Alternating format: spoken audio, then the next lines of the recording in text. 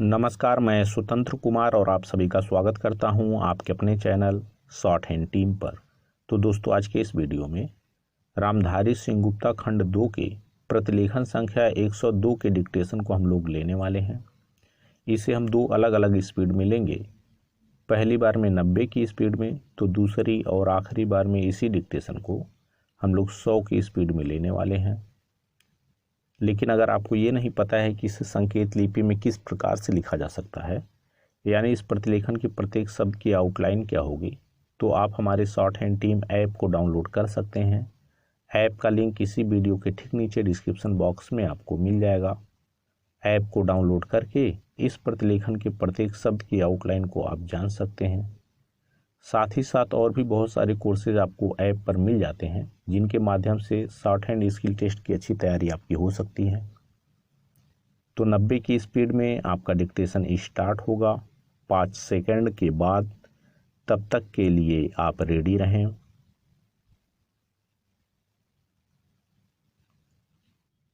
Start. अध्यक्ष महोदय, इन राष्ट्रवादियों ने परंपरागत हस्तशिल्प उद्योग के विनाश और आधुनिक उद्योगों के विकास को बाधित करने वाली सरकार की आर्थिक नीतियों की निंदा की। उनमें से अधिकतर ने भारत की रेलों, उद्योगों और चाय कॉफ़ी के बागानों में लगाए जाने के लिए बड़ी मात्रा में विदेशी पूंजी के आयात पर इस आधार पर विरोध किया कि उसकी वजह से भारतीय पूंजीपति दब जाएंगे और साथ ही भारत की अर्थव्यवस्था पर उसके शासन तंत्र पर ब्रिटेन की जकड़ और मजबूत होगी। उन्हें यकीन था कि विदेशी पूंजी के निवेश ने न केवल वर्तमान बल्कि भावी पीढ़ियों के लिए भी एक गंभीर आर्थिक और राजनीतिक खतरा पैदा कर दिया है। उन्होंने विदेशी पूंजी को देश से बाहर रखने के लिए सक्रिय प्रशासनिक कदम उठाने की मांग की। गरीबी को दूर करने के मुख्य उपाय के रूप में प्रारंभिक दौर के इन राष्ट्रवादियों ने भारतीय जीवन के हर क्षेत्र को आधुनिक बनाने और खास तौर पर आधुनिक उद्योगों को विकसित करने का सुझाव दिया। लेकिन तीव्रगामी उद्योगीकरण के लिए सरकार की सक्रिय सहायता और शुल्क से बचाव के लिए एक नीति की आवश्यकता थी।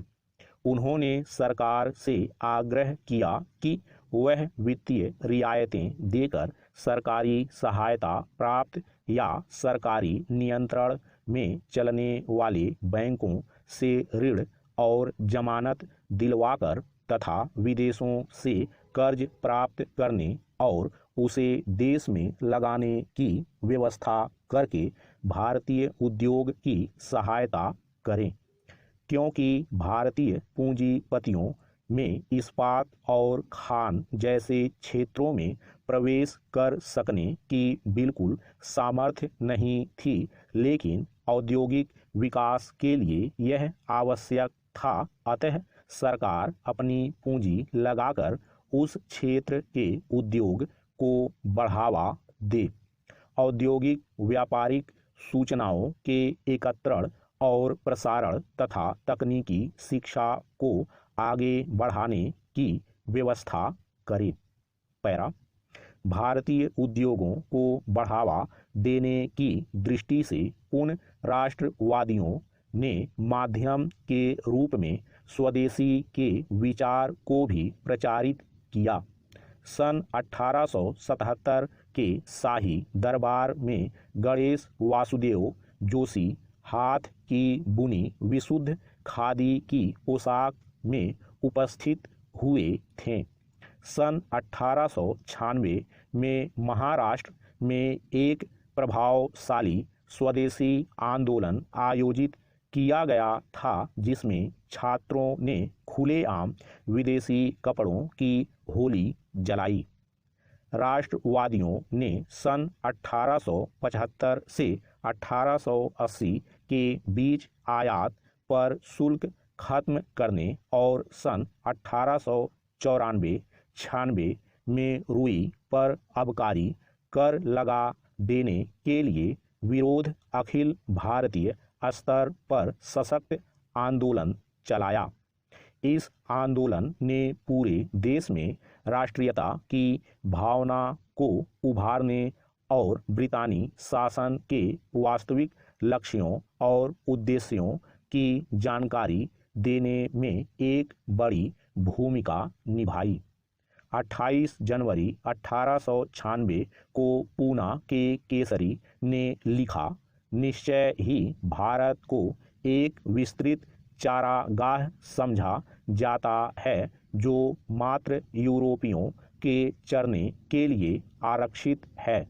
भारतीय राष्ट्रीय कांग्रेस के एक भूतपूर्व अध्यक्ष ने विधानमंडल में सन 1896 में कहा, गो भारत ब्रितानी सत्ता की शक्तिशाली बाहों में विदेशी खतरे से सुरक्षित है। स्टॉप।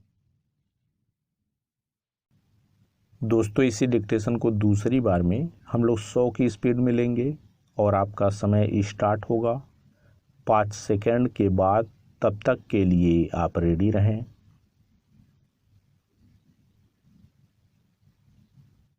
स्टार्ट।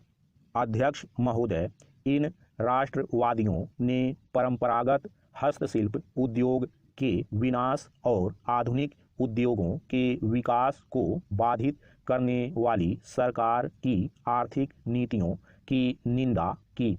उनमें से अधिकतर ने भारत की रेलों, उद्योगों और चाय कॉफ़ी के बागानों में लगाए जाने के लिए बड़ी मात्रा में विदेशी पूंजी के आयात पर इस आधार पर विरोध किया कि उसकी वजह से भारतीय पूंजीपति दब जाएंगे और साथ ही भारत की अर्थव्यवस्था पर उसके शासन तंत्र पर ब्रिटेन की जकड़ और मजबूत होगी।